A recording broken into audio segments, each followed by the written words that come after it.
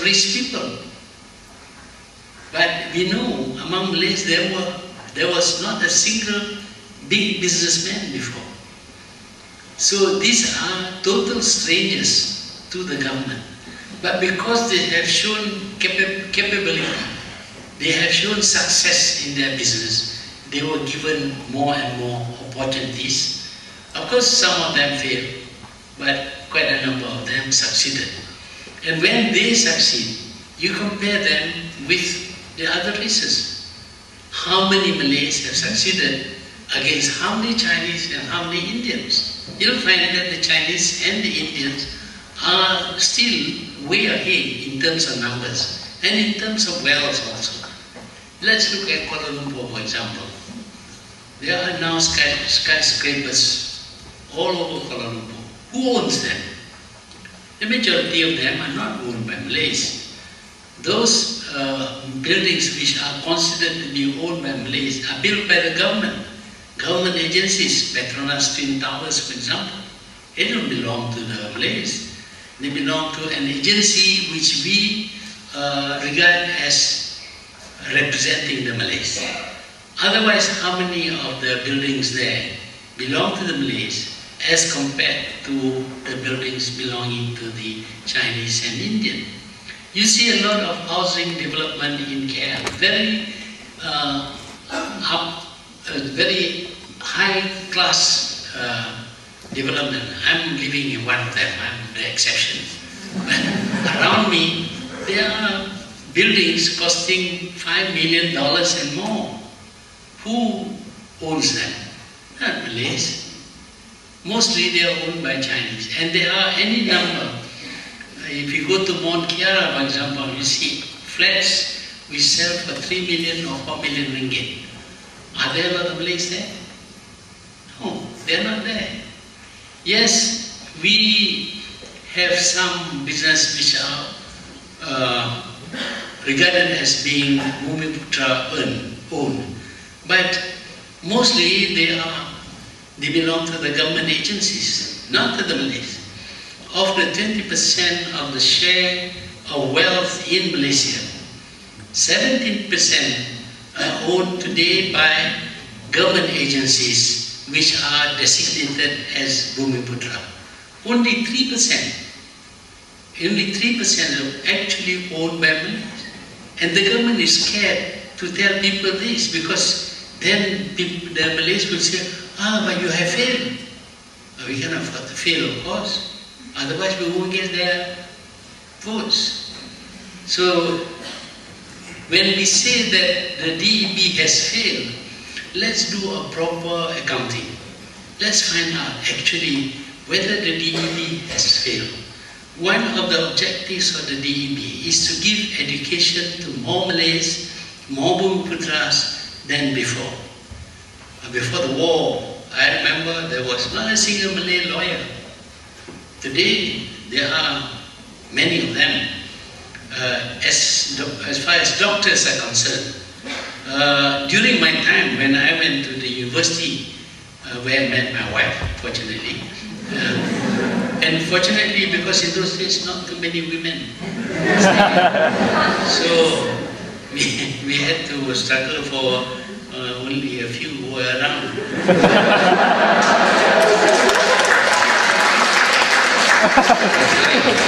I wouldn't have married you anyway. But today, 60% of the students in the university are women, and most of them are Malays. Most of them are Malays. And if you look at the results, before only 1% of the medical doctors, not the PhDs, but medical doctors, only 1% were Malay. Today it is 40%. Why does this happen? Because we rammed it down, forced them to learn. We gave them a scholarship and forced them to learn. And they proved that they can learn and they can excel. I wouldn't allow myself to be, cut up by some quack doctor. But they have done as well 3 times already. I hope there will be no 4th time. But the numbers of Malay professionals today are the result of DEB. But then if you look at that level, let's look at the ordinary education at the lower level. Before, actually, during my time, when I went to the school, only a few of us were Malays, and the rest were non-Malays. But because now we provide school in the rural areas, we give scholarship, we allow them to go to the university, the number of Malays who have done well in education is much bigger. If I were to come here in 1957, in a crowd like this, I don't expect to see very many Malays. Very few of them would be here. But today we force them, through the DEB we force them. Of course the Chinese and the Indians feel unhappy about this. But if you take the overall numbers as between Chinese, Malays and Indian, the number of Malays with education is still less than the number of non-Malays. So we are not using this DEB in order to line the pockets of some people. It's not that at all. Yes, there may be some people who abuse this thing that is given to them. We give APs, approved permits, for importing cars into Malaysia.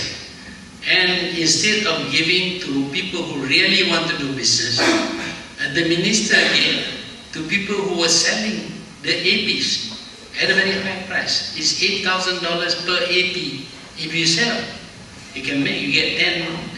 When I became Minister of Trade and Industry, these people were receiving 10 APs a month.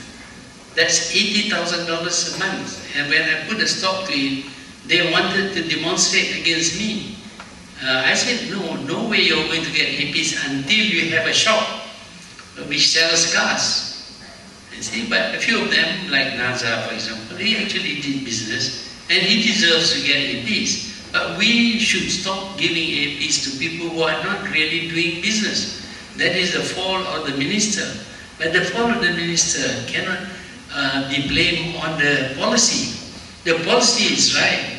The implementation of the policy may be wrong. But this blanket condemnation that DEB is abused by the government to help their cronies, it is not true at all. There may be some who knew the government.